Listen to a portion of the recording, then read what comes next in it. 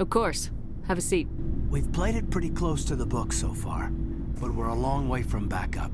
We've got some tough calls to make. I'm just saying, try to leave yourself a way out.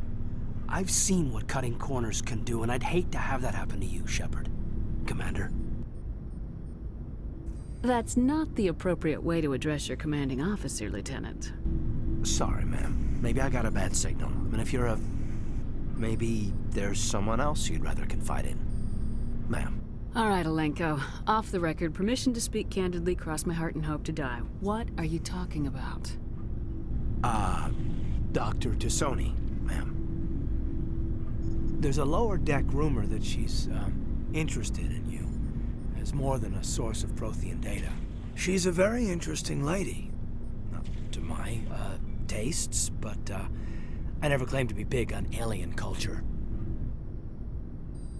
You seem awfully worried about my personal affairs.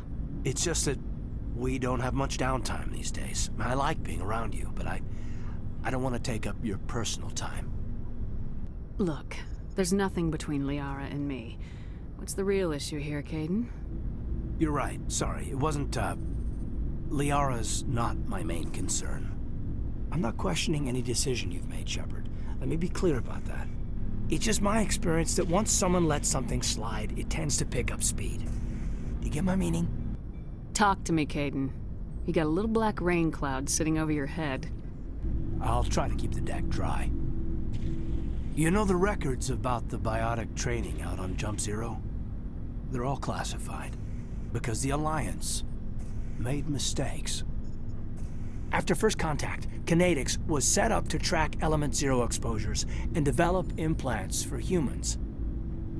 Once we had an embassy on the Citadel, Kinetics could bring in experts instead of taking it slow.